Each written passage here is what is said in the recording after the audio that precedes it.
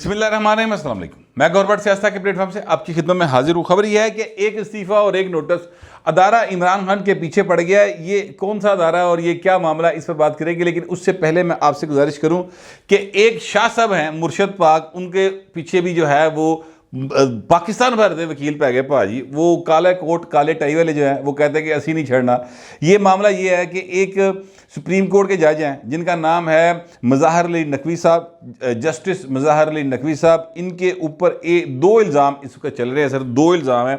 लोग सिर्फ एक इल्ज़ाम की बात करते हैं, मैं आपको दूसरे इल्ज़ाम के बारे में भी आगाही देता हूँ। एक इल्ज़ाम उनके ऊपर तो ये है कि वो एक आई नहीं अपना ऑडियो लीक आई है, वो परवेज़ लाई साहब जब गए भागते हाँपते कामते सा उखड़े हुए, ये रोकते रहे अपना जो हैं मज़ाहर अली नकवी साहब के कोई लोड़ नहीं चाहिए सब आंधी, लेकिन वो पायन पहुँचे होते और वहाँ पर जाकर जनाब उन्होंने उनका हालचाल पूछा खैर है कुछ क्या कोया तरी। वो मामला ये था एक्चुअली, ये सीएम थे परवेज़ लाई साहब और ये मज़ाहर अली नकवी साहब जो है अपने बेटे के साथ बगैर प्रोटोकॉल के काले शीशे वाली गाड़ी में पाए निकले। जेल रोड के ऊपर बताया जाता है वाकया ये हुआ कि पुलिस ने रोक लिया। अच्छा, अब वो पुलिस एहलकार जिन्होंने रोका उनको तो सर शाबाशी मिलनी चाहिए, इसलिए कि उन्होंने सही काम किया।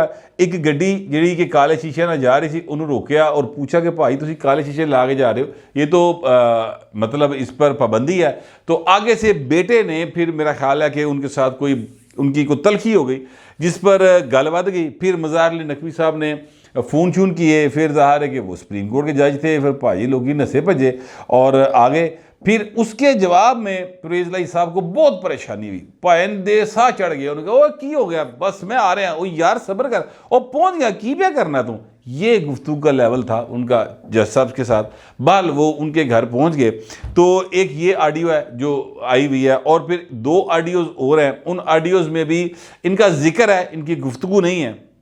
वो गुलाम महमूद डोगर और मोहम्मद खां पट्टी, ये दो केस थे। अभी तक गुलाम महमूद डोगर के हक़ में तो फैसला आ गया हुआ है और मज़े की बात है कि उसी बेंच से आया जिसमें ये नकवी साहब जो हैं मुर्शद पाक वो मौजूद थे। बाकी जो क्या कहते हैं दूसरा मोहम्मद खां पट्टी वाला, वो अभी तक केस किसी जगह पर नहीं आया। अच्छा, ये तो एक मामला है। और दूसरा मामला जो है वो ये है कि जस्टिस मज़ाहर अली नकवी साहब के बारे में ये एक ख़बर है जो अब्दुल क़य्यूम सिद्दीकी साहब बड़े एक सीनियर सहाफ़ी हैं, उन्होंने दी चंद रोज़ पहले। और उस ख़बर में उन्होंने ये बताया कि जनाब इनको लाहौर कैंट के अंदर कोई 4 कनाल, 4 या 8 कनाल, 8 कनाल के करीब जो अराज़ी है वो इन्होंने किसी शख्स को अलाट हुई है और उससे अगले रोज़ इन्होंने 10 करोड़ में शायद ख़रीद लिया है। और ये मामला तो ये भी उनकी यानी कंडक्ट के ऊपर मेरा ख्याल सवाल उठाने की कोशिश की गई है। अब वो मामला क्या है वो ज़ाहिर इन्वेस्टिगेट होगा तो पता चलेगा। लेकिन पायने ना दोवां गल्लां दे उत्ते मैं आपसे अर्ज़ करूँ कि चुप कर दर वट जाला सीन हो गया। बिल्कुल कोई आवाज़ नहीं आई, सिर्फ एक गैर रस्मी सा इजलास हुआ, एक इशू के ऊपर हुआ और इजलास था वो चीफ जस्टिस साहब ने बुलाया। उस इजलास के अंदर 2 वकला ने कहा कि जनाब मिसकंडक्ट है, ये तो आप रेफरेंस भेजें और इस्तीफ़ा दें। इस तरह के प्रेशर जो है वो उसके डेवलप हुए ज़राए के मुताबिक। 2 जज साहब ने कहा कि नहीं जनाब ऐसी कोई गल नहीं, जिन्होंने टेपा टुपा कीतियां हैं साड़ियां रिकॉर्ड, इन्होंने खिलाफ कार्रवाई होनी चाहिए। अच्छा, ना किसी के खिलाफ कार्रवाई हुई है, ना ही कोई सुप्रीम जुडिशल काउंसिल की तरफ कोई रेफरेंस गया है। बस वो यानी क्या कहते हैं गुफ्तन नशिस्तन बर्खास्तन ए वाला काम जड़ा हो के तो गल मुक गई, उनका ख्याल ये था। लेकिन वकला बरदरी जो है वो सर इसको बड़ा सीरियसली बैठी है। और मैं आपसे अर्ज़ करूँ कि ऐलान किया बाकायदा तौर पे पाकिस्तान बार कौंसल के वाइस चेयरमैन ने कि जनाब हसन रज़ा शाह साहब उनका नाम है, उनका भाजी असी तो 6 रेफरेंस जोड़े ना फाइल करने हैं जिन्होंने ऑडियो लीक्स की हैं, जिनकी ऑडियो हैं। ये मामला क्या है इसके ऊपर पूरी बात की जाए। आर्टिकल 209 है आइन का जो ये कहता है कि अगर किसी जज के ख़िलाफ़ आपको कोई शिकायत है तो सुप्रीम जुडिशल काउंसिल में आप एक रेफरेंस फाइल कर सकते हैं। और सुप्रीम जुडिशल काउंसिल का जो सरबराह होता है वो चीफ जस्टिस ऑफ पाकिस्तान होता है और वो फिर आगे चीज़ों को क्या कहते हैं देखता है। अगर वो समझे कि जनाब वाकई इसमें सब्सटेंस मौजूद है तो वो बेंच बना देता है, इजलास बुला लेता है। अगर वो देखे कि नहीं इसमें कुछ नहीं है तो फिर एहो जी कई दरखास्त आंदी हैं तो वो रद्दी दी टोकरी दी नज़र हो जाती हैं। ये रूटीन की बात होती है।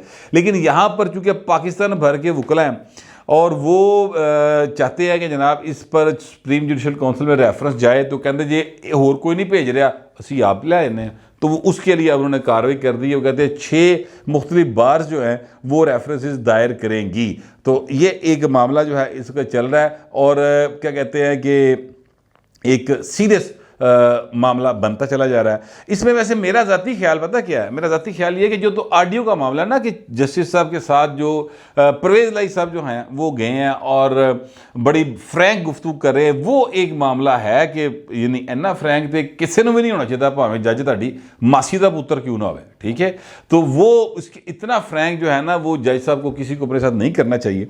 लेकिन मैं आपसे ये गुजारिश करूँ कि जनाब ये जो अदरवाइज़ मामला है ना, वो तो एक 2 वकील हैं वो अपने क्लाइंट के साथ गुफ्तगू कर रहे हैं, अल्लाह खैरी सल्ला, बस उसमें जज साहब का क्या है। उसमें तो जज साहब किसी को नहीं कह रहे कि भाजी आओ मेरे को ले आओ, मैं देख लेना, मैं चुक लेना, जैसे वो मलक क्यूम वाली ऑडियो थी, ये उस तरह की ऑडियो नहीं है। हाँ, अलबत्ता जो एक और मामला अब्दुल क्यूम सिद्दीकी साहब ने उठाया हुआ है उसके ऊपर जवाबदेही होनी चाहिए, उसके ऊपर पूछा जाना चाहिए।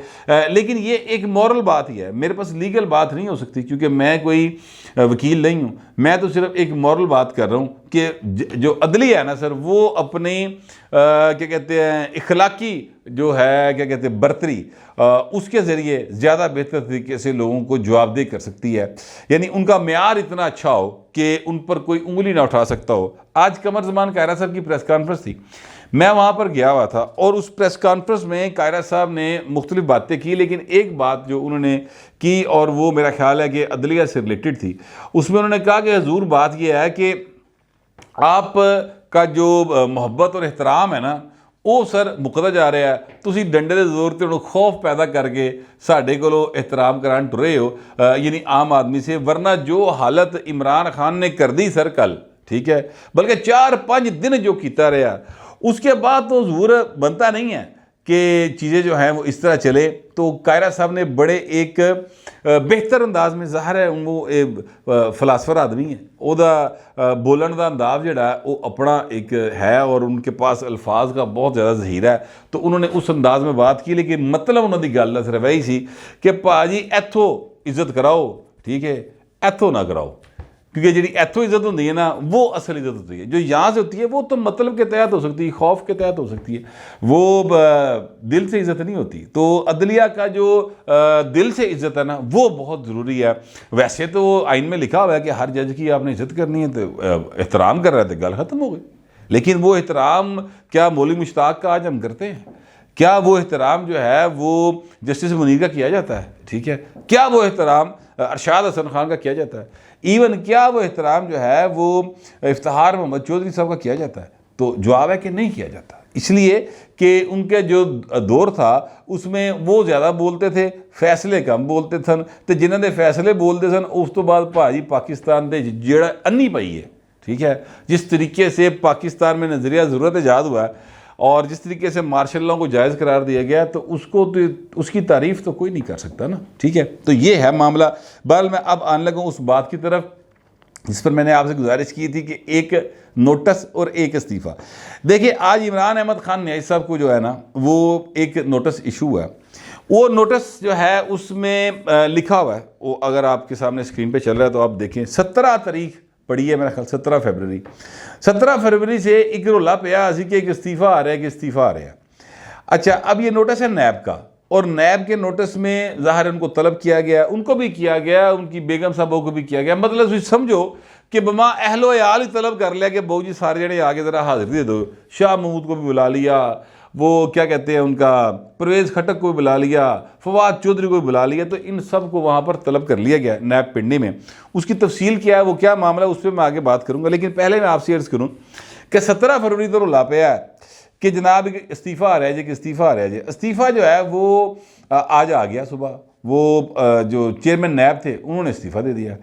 सुबह एजाज़ सैयद साहब ने ये खबर ब्रेक की कि जनाब उनका इस्तीफ़ा आ गया, और उसके बाद रोला पे आ गया कि जनाब ये इस्तीफ़ा इसलिए आ गया कि इमरान खान को नोटिस जारी करने का कहा जा रहा था, तो ए भईड़िया सी। अच्छा, अब वो चले गए, उनका इस्तीफ़ा 2 दिन पहले दे दिया गया था। जो शहबाज शरीफ साहब है उन्होंने उसको मंजूर कर लिया। आज उन्होंने एक तकरीब में ख़िताब करते हुए उसका अनाउंस कर दिया। लिहाजा चीज़ें जो हैं वो अब ज़रा थोड़ी सी रिलैक्स होने की तरफ चली गई। लेकिन साथ ही जो नोटिस ज़राए के मुताबिक तैयार किया गया था और ज़राए के मुताबिक आफ्ताब साहब जो हैं, जो कि चेयरमैन नैब थे, वो उस नोटिस के इशू होने की राह में रुकावट थे। सर वो नोटिस इशू कर दिया गया। अच्छा, अब उस नोटिस के इशू होने के बाद चीज़ें जो हैं वो सीरियस मोड की तरफ जाना शुरू हो जाएंगी। इमरान खान साहब जो है ना, मैं आपसे अर्ज़ करूँ, मेरे जो ज़राए हैं उनके मुताबिक ये था कि पॉलिटिकल साइड के ऊपर कोई प्रेशर नहीं था चेयरमैन नैब के ऊपर कि आप ये नोटिस इशू करें या कर जाएं। ऐसा कोई प्रेशर नहीं था। ठीक है, ये जो प्रेशर था ये किसी और साइड से था, और वो जो साइड है वो सब तो बड़ी साइड है भाजी। और वहाँ से ये था कि जनाब ये इमरान खान ने ये किया हुआ है, मुल्क का बदनाम किया है, अरबा रुपए तोहफे घर लै गया है। ठीक है, या BRT का मामला है, या हेलीकॉप्टर केस है, या और बहुत सारे मामला है। इन्होंने भाई उन्होंने कोई तलब ही नहीं हो रही तो तलब किया जाए। लेकिन जो चेयरमैन नैब हैं उनके मुताबिक, ये कानून के मुताबिक नहीं बनती थी चीज़ें, इसलिए भाई वो अड़ गया। मगर चीज़ें ज़ाहिर है कि फिर आगे बढ़नी होती है। अब ज़राए के मुताबिक हुआ ये है कि जैसे ही वो गए हैं तो नोटिस जो तैयार थी उन्होंने भाजी जारी कर दिया गया।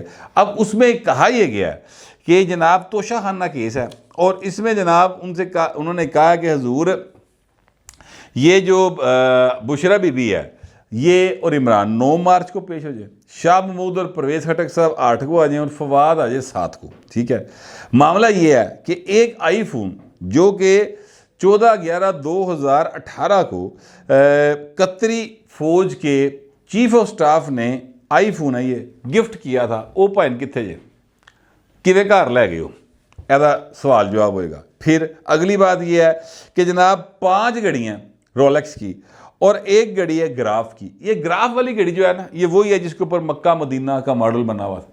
ये वही घड़ी है जी दुबई के बंदा कही जा रहा है कि देखो भाजी मैं इमरान खान तो खरीदी, वो कही जा रहा है फौरा गोगी ने बेची, वो कहता है मेरे को पैसे लै गए। अच्छा, अब ज़राए ये कहते हैं कि मलक रियाज के जहाज़ के अंदर पाए पैसे आए पाकिस्तान के अंदर। ठीक है, यानी उसने UAE में पेमेंट की, दुबई में की या किसी जगह के ऊपर, और मलक रियाज के जहाज़ के ऊपर वो पैसे पाकिस्तान में आए, और इतों घड़ी भी मलक रियाज के जहाज़ के बाहर गई सी। ठीक है, ये अब ज़राए कहते हैं।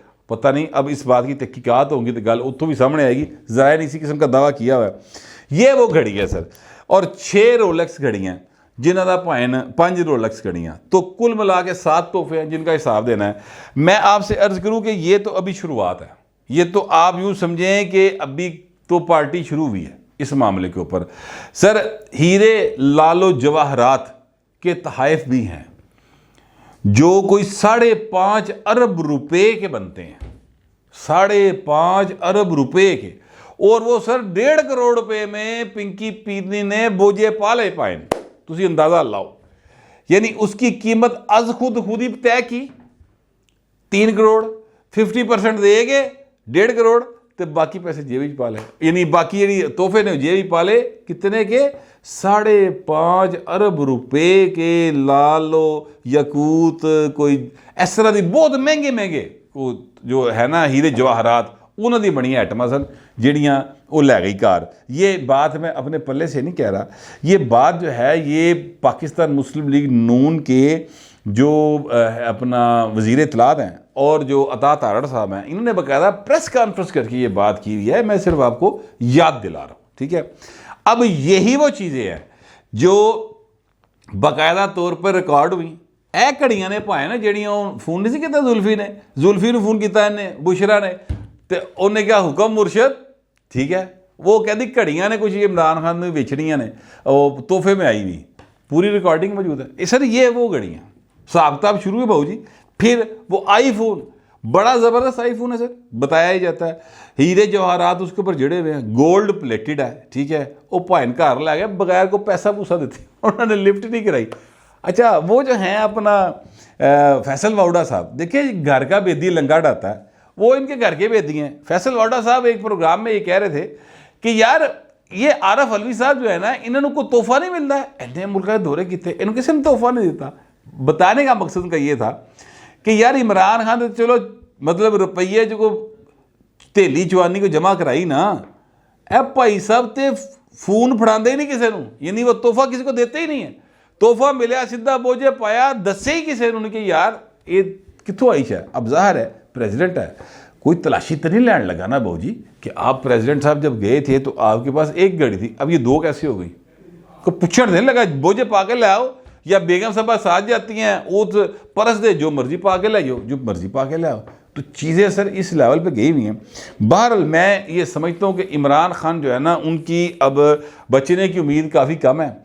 और अदारा जो है ना वो पाइन मगरे, ये नैब का अदारा है, फ्रंट के ऊपर तो पीछे अदारा हो रहे बहू जी, ठीक है। और वो चीज़ें जो हैं वो अब रिवर्स गियर जो है हुकूमत का तो नहीं लगा, लेकिन इमरान का लगने जा रहा है। अभी तक तो मैं आपसे अर्ज़ करूँ कि जो बातें मैं आपसे कह रहा हूँ वो उस वक़्त और उस टाइम के हिसाब से होती हैं। अगले दिन कहानी कुछ और हो जाए तो वो बारे जो ना फिर नवी कहानी हो जाती। लेकिन फ़िलहाल यही सूरत हाल है कि इमरान खान के बचने की उम्मीद अब काफ़ी कम है। मुझे लगता है कि जल्द ही वो जेल की सलाहों के पीछे होंगे।